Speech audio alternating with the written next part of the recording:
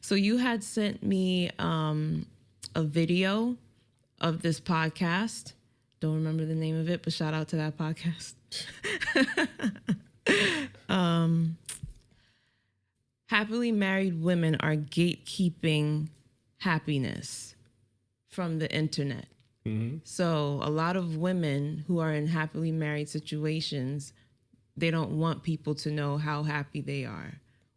So I see it as like a double-edged sword because they can say they're happy. Like you see the happy couple on Instagram, right? They're always posting, they're always sharing. Mm-hmm. Deep down, you don't know if they're actually happy or they're doing it just to, save face. And you also have the married couples who are genuinely happy but don't post it. I think that's where the gatekeeping comes from. Yeah. So I think because this is what you had sent. I think that married couples gatekeep because you could talk because you married. Right. I'm gonna speak for myself. I guess you could call what I do gatekeeping because I don't post every single thing that I do with my wife and my kids. I don't, post. I don't take 100 pictures and put it online for people that I don't know to consume. I think that's the best way to go about it. Only because I don't like everybody in my business like that. You know what I'm saying? Mm-hmm. I don't. Yeah, so you gatekeeping yourself. I want when I meet up with my friends and they ask me what I've been up to, they really asking me what I've been up to because you don't know what the hell I've been up to. You know what I'm saying? And I like, and also people are very funny about that because when you post yourself too much, and they see you be happy, then they wanna start with the negativity about why they posting so much? They trying to throw it in our face, or they probably not even that happy. And my response to that would be, I'm a married man, so a lot of the stuff that I would want to post would involve my wife or my wife and kids because that's predominantly what I'm going to be doing when I'm not working. I'm going to be hanging out with them, right? So a lot of pictures that I would take, they probably would be involved in the picture some way, somehow, right? It's not me trying to shove it in your face or anything like that. It's not me trying to say this is how you should be living or virtue signaling. It's just how it is. It's just how it is. So my whole thing about that is you have to gatekeep your happiness because people will nitpick you. Mm-hmm. People will be negative about what you have to say. People will think you trying to tell them how to live their life when you're not. And I think ultimately, in order for a relationship to be healthy, it shouldn't be broadcast for everyone to have an opinion, right? Yeah. So you could call it gatekeeping because the negative comments could seep into your relationship. Right, you start second guessing stuff. Yes, like damn, is this person really like? They might be telling me the truth. Like you don't want those negative thoughts to seep into the relationship because then the rift will start to happen. Yeah. So I do agree that married people should gatekeep their happiness because it's not for everybody. Yeah, people want you to open up so they got something to talk about. You know what I'm saying? Even if they're not talking directly to you, they might be talking to somebody you know. Oh, did you see what so-and-so posted? Because people could be genuinely just sharing their happiness. Maybe it'll make other people feel happy, but it's not going to make everybody feel happy. But this is what I say. You'll never see somebody post themselves taking a shit on social media, right? They're not gonna. What you mean? I'm pretty sure it's out there. Well, you got some weirdos, but I'm just saying, like most people, what you put on social media is things you find funny, things that you like. You on vacation, you enjoying yourself and having a good time. That's what it's for. You don't put your problems on social media. No. You know what I'm saying? So you thinking that you're going on somebody's page and you're getting an accurate depiction of their life is completely false because you don't put adversity on your page. No. You and your wife are having a fight. You don't have a phone set up on the side of you catching it. You're recording it all to put on. Well, actually, there was. I mean, I'm not talking about outlier people. I'm talking about people in general.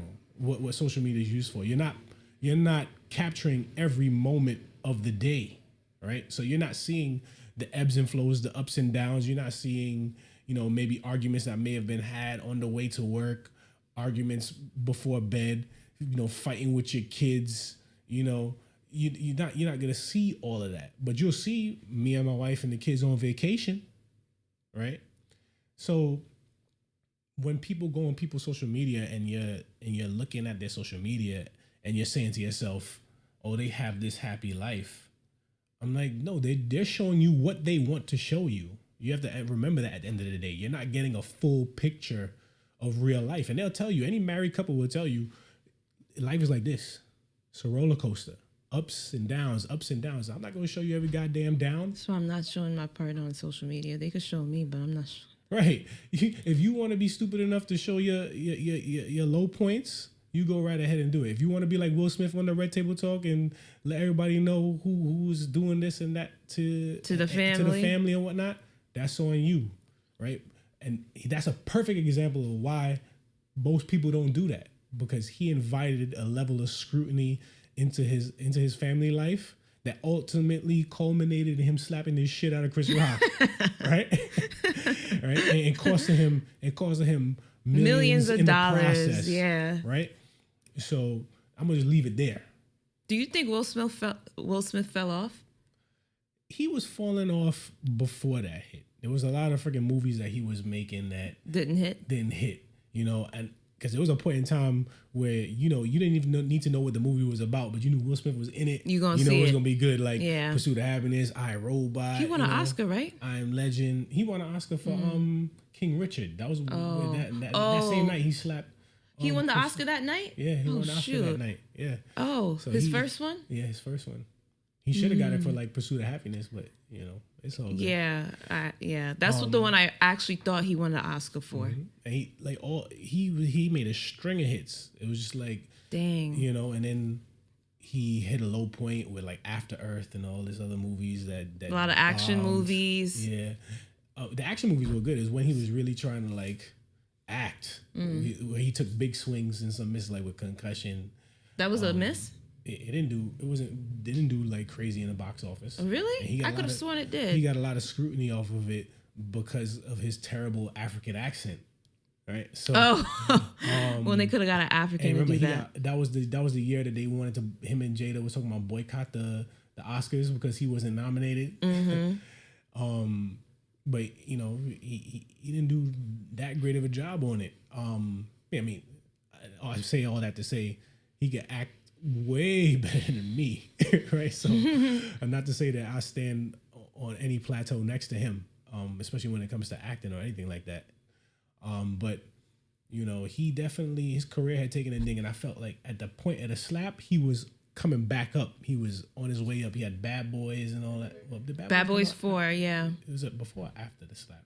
I think it was after the slap. Yeah. But all that was on the horizon. Mm-hmm. So he was just going up. And then that slap, because I remember he had the book that was coming out, and I was like, oh, I want to read this book, because you know it was like a lot of life lessons, all this stuff like that. And I always like to learn from people who are in positions where I would like to be, to see how they got there, right? Especially people who came from humble beginnings, right? Yeah. Just to see that. So I was very interested to get the book, and he slapped Chris Rock, and I was just like, it kind of took the wind between that and the Red Table Talk and all that stuff. It kind of, you know, took the wind out of his sail. Took the wind out of his sails, and it, you know, ultimately, I didn't buy the book. You know, you let that deter you from buying that man's book. Because then you start to think, like, is this somebody that I really want to emulate? Yeah.